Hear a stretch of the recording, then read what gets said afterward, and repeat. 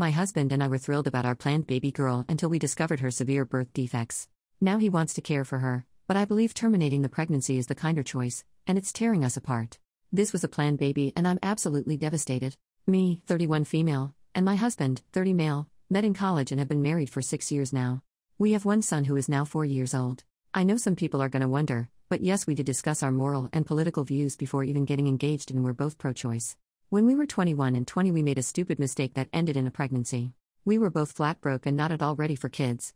I decided to terminate and he fully agreed with and supported me. He loves our son so much and is an amazing father. He confided in me that he loved the idea of having a daughter as well.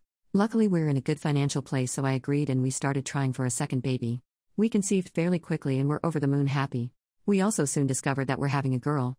My husband was so excited. As soon as he was told, he went all out and started to plan her nursery. He asked our son to help him pick which shade of pink he wanted, which crib to get, what the theme should be, etc. It was all so adorable. I don't want to reveal any personal medical history, so forgive me for being vague with the descriptions. At our last doctor's visit a few days ago, we were given the news that our daughter has severe birth defects. They think that she could possibly survive the birth, but any life that she gets to experience will be painful for her. There have been medical cases of babies with the same conditions to survive from early childhood to even the teenage years very rarely.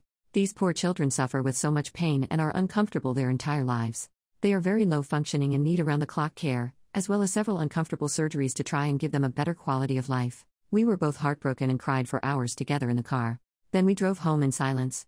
Neither of us said anything until my husband began to quietly mumble his thoughts. He was going on and on about how we needed to schedule another doctor's appointment so we know what medical equipment we'd need to buy for her, and we should renovate the nursery again so we could care for her more easily. He said that he'd definitely have to talk to his boss so he can take a longer paternal leave. He wants to be by her side in the NICU until we can take her home. He talked about how we'd have to ask his mom to babysit our son more often while she's a newborn. He even said that maybe we could sell one of our cars, move to a smaller house, and take our son out of private school so we'd have more money to pay for our daughter's care. I was silent until he asked me what I thought. I was blunt and said that I think we should terminate the pregnancy. Now I feel bad for saying it that way, but I was still frazzled from the news. This made him very upset. He began to cry and ask why I don't want our daughter, even with disabilities. I mentioned our previous abortion. He said it was different because it was unplanned and we had no way to take care of the child. Now, we're in a pretty good place financially, so theoretically we could shoulder the cost of our daughter. I have a bit of personal history with this type of situation. My best friend in high school was at my house all the time because her parents were way too busy with her severely autistic older brother. They did love her, but she was pushed to the side her entire childhood. I told him this story. He said that we'd do better by our son and daughter. My best friend's parents were dumb for having a second kid after they already had a disabled one. He then seemed hopeful for a minute and asked if I was just afraid. He promised that he'd be by my side the whole time and we could do this together. I told him it's not about fear. Our daughter will be in pain constantly if she's born alive. It would be a short and painful life for her. I love this baby so much already, I don't want her to suffer like that. He began to yell that even if she doesn't live long, we could still pour our hearts and souls into making her life as fulfilling as possible.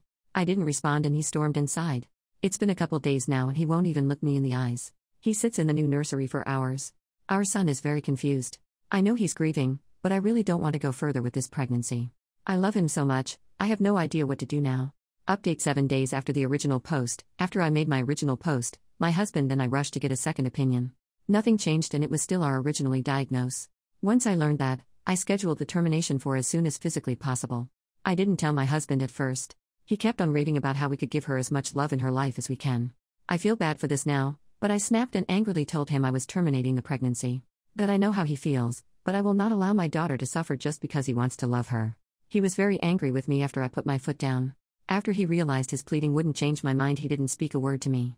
It was like he refused to even acknowledge my existence. I was terrified that he'd go and leave me all alone with the scraps of our family. I tried to explain it to my son, but I think he still doesn't understand. Then, the night before the procedure, he stepped into my room and apologized for everyone and promised to be more supportive of me from now on. I was so happy and relieved I started to sob, and he held me all night.